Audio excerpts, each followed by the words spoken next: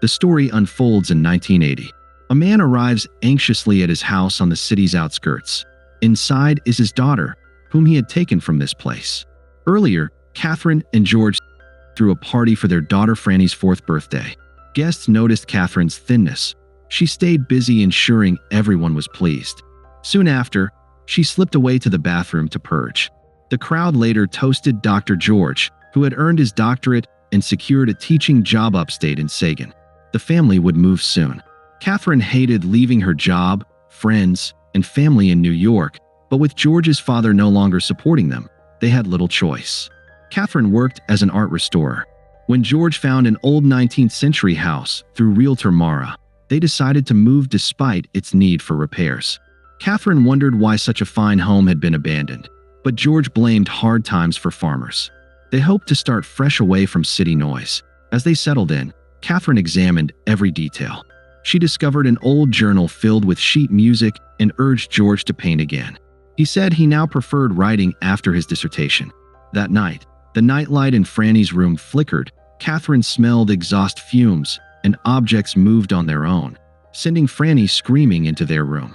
The next morning, George began his new job under Professor Floyd de Beers, who claimed everything possessed a spiritual essence. Meanwhile, Catherine grew more fearful of her weight in the eerie house. One day, local handyman Eddie Vale and his brother Cole introduced themselves. Cole quickly befriended Franny. Catherine decided to hire them, noting their low rates, though George worried she was hardly eating. Later, she found a book of old records describing curses linked to the house. While washing dishes that night, reflections from glass jars revealed an antique ring. Something dark, she realized, lingered in their new home. The next day, Catherine visited the Historical Society and learned that their house had appeared in a 19th century painting. The house had once belonged to a local couple, the Bards. George soon began flirting with a literature student named Willis, a friend of Eddie's. Though aware he was married, Willis tolerated his subtle advances. Meanwhile, Franny and Cole became close friends, with Eddie watching over them. Catherine, starved for social contact, enjoyed Eddie's company. He revealed that he and Cole lived with their uncle, a hearse driver, after losing their parents in a car accident years earlier. Catherine sympathized. Eddie had matured too fast, unlike Cole, who still had a chance at college. Eddie also loved music, and Catherine invited him to play their piano someday. At the university, George became quite popular, especially among female students. During a break, Justine Sova, a weaving instructor, admired his work and invited him to a family gathering. George downplayed his talent but basked in the attention. That night, Catherine again sensed the strange exhaust smell, though George dismissed it. Restless, she inspected the house, only for supernatural activity to erupt in Franny's room. Hearing faint piano music from the living room, she discovered no one there, but Franny screamed after seeing a woman's silhouette. Convinced the house was cursed, Catherine grew alarmed, but George refused to believe her. Later that night, Eddie and Willis joked around. Willis confessed she had met George. Later, Eddie asked Catherine how she met George. She said they'd met at university. Catherine called her mother, confessing she missed social contact and sensed something strange in the house. Her mother advised her to go to church. Catherine couldn't tell George everything, still haunted by thoughts of the antique ring she found and now wore. Eddie and Cole soon met George for the first time. Unlike Catherine, George already knew the Vale brothers had lived in this house and asked them to keep it from her, calling her too impressionable. Later, Eddie asked Catherine how she met George. She said they'd met at university. He shared that his mother nurtured his love of music, unlike his father. Catherine promised to write him a check if he decided to attend music school and even drew his portrait. That evening, Eddie played piano for her while George quietly fumed. Later, Catherine dropped the ring into the sink and, as she tried to retrieve it, caught her finger on something revolting, then awoke to realize it was only a nightmare. Franny, still shaken by the nightly disturbances, couldn't sleep. In the morning, Catherine saw George had left early. He was having an affair with Willis, who felt guilty and resolved to end it. Soon, George and Catherine visited Justine and her husband, Bram, at their small farm. Bram admitted he came there to write a great novel, but now spent his days farming. Catherine admired Justine's weaving, which she saw as a spiritual act. The couple had no children. first by choice, then by fate. Catherine confessed she hadn't been ready for motherhood either, but somehow managed. Delighted by Justine's invitation to a creative women's club, she accepted. On the drive back, George mocked Bram as lazy, while Catherine defended them, saying she liked their calm outlook. Drunk and reckless, George sped up, laughing until Catherine shouted that she had sacrificed everything for him.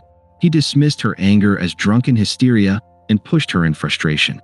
Horrified, he tried apologizing, but Catherine refused to listen. That night, after taking Cole home, George found her asleep in Franny's room. He regretted hurting her, afraid of losing his family.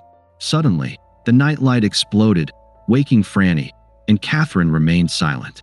Days later, she attended the Creative Women's Club with Justine, eager for the sense of connection it offered. That evening, Catherine didn't prepare dinner. George, unsure how to mend things with his wife, left the house late and ran into Justine, who had given Catherine a ride earlier. Later, he went sailing with Floyd. George once owned a yacht inherited from a cousin who had drowned, a reminder of how cruel life could be. Soon after, George invited Floyd to their home. Floyd warmly greeted Catherine, but when he mentioned the spiritual world, George quickly remarked that his wife wasn't suited for such talks and asked her to show Floyd around. During the tour, Floyd told Catherine they weren't alone in the house. The entity, he said, meant no harm and sought to help. Catherine knew exactly what he referred to. She, too, had sensed a woman's presence. Floyd revealed her name was Mrs. Smith, wife of Reverend Jacob Smith, former owners of the house. He promised to research more in the university library and suggested holding a seance. After a pleasant evening, Floyd left, and George, pleased by his boss's impression, proposed hosting a large party. The following weekend, their house filled with George's colleagues and townspeople. Cole served wine while Eddie played the piano. Floyd introduced Catherine to his wife, Milland, who also believed in the supernatural. Outside, George and Justine shared a cigarette while inside, real estate agent Mara chatted with Catherine. Assuming she already knew, Mara mentioned that Eddie and Cole had grown up in this very house. Shocked, Catherine demanded details. Mara explained that their mother, her friend Ellen, had suffered abuse from her husband, who one day filled the house with exhaust fumes, killing them both. The boys were unharmed, and Catherine finally understood the source of the strange smell in the house. She was shocked that George had hidden the truth. Ella's ring had belonged to the previous owner's wife, likely her spirit haunting their home, not Mrs. Smith's. Outside, George flirted openly with Justine until his pushiness made her uncomfortable. When the party ended, Catherine washed dishes, barely responding to her husband's questions. Unable to hold back, she confronted him about the house. George insisted he only wanted her happiness, but their argument was interrupted when the radio turned on by itself. Even unplugged, it kept playing eerie noises until George smashed it. Unmoved, Catherine told him to spend the weekend with Franny at his parents'. Reading online about evilThe's death, Catherine called Floyd and agreed to a seance. Floyd's team arrived with new information. The home's first owners were Reverend Jacob Smith and his wife, an idealistic woman he condemned for her beliefs. She died mysteriously at 26.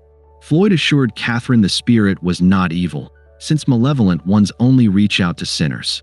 During the seance, candles went out and objects moved as a woman's voice pleaded for help before vanishing. Floyd concluded another, darker entity was present. After the weekend, George and Franny returned. On a student field trip, George discovered Justine was there too. Meanwhile, Catherine decided to give Ella's ring to Eddie, but he urged her to keep it, believing she was a kind soul.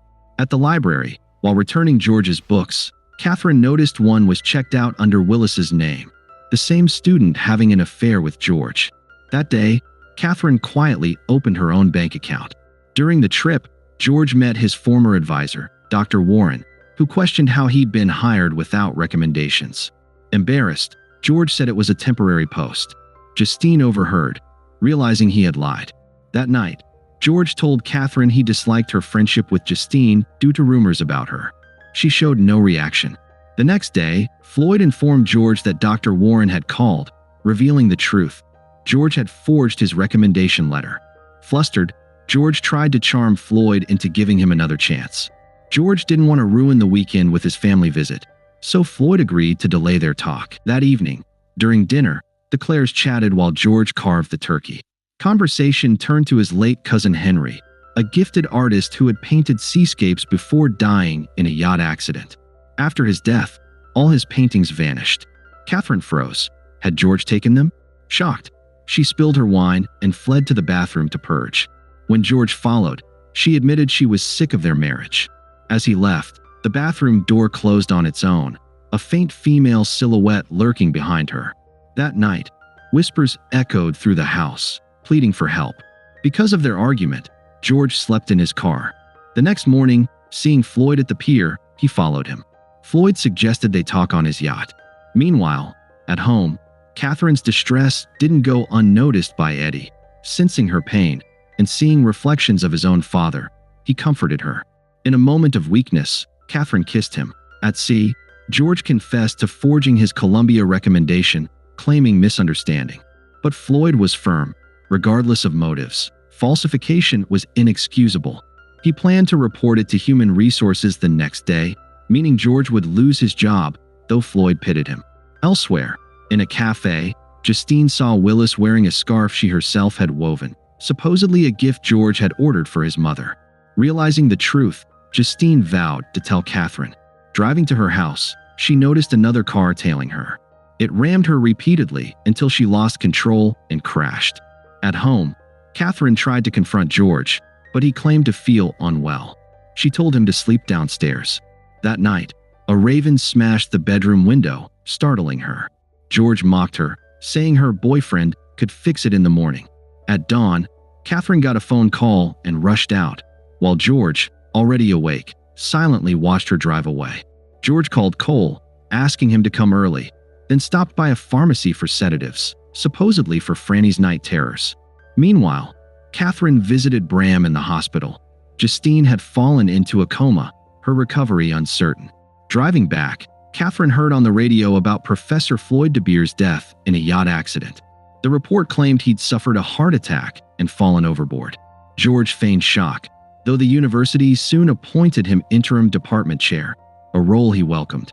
While preparing to address his students, George suddenly noticed his late cousin Henry's seascape paintings flashing across the projector. Disturbed, he fled to his car and raced home, noticing Catherine's packed bags. At the house, he asked about her untouched protein shake. Catherine acted calm, but George knew she was planning to leave. Entering Franny's room, he demanded to know why she was dressed to go out. When he grabbed Catherine, she tried to call for help. Their struggle spilled outside.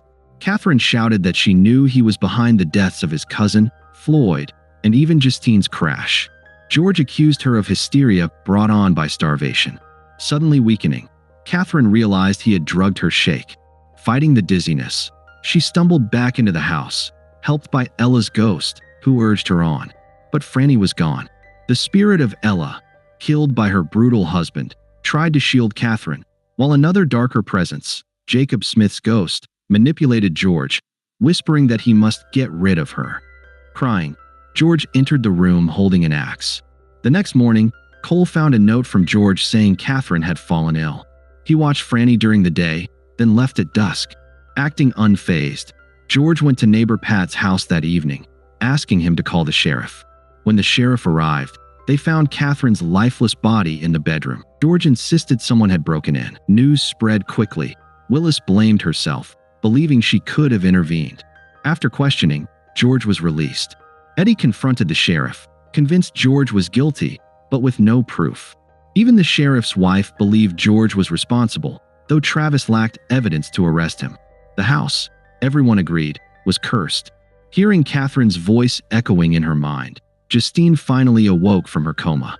Meanwhile, George continued his act as the grieving husband, but when he learned of Justine's recovery, panic set in. His carefully built alibi was crumbling. Convinced he had always deserved more recognition than he ever received, George decided to flee by yacht. In her hospital bed, Justine quietly resumed her weaving. When the sheriff arrived, she revealed everything she remembered, exposing George's deceit. Out at sea, George found himself caught in a violent storm. Whispering voices surrounded him, warning that those who sow evil would meet their punishment. The dark water around the yacht seemed to ignite in flames, just like in one of Henry's haunting seascapes.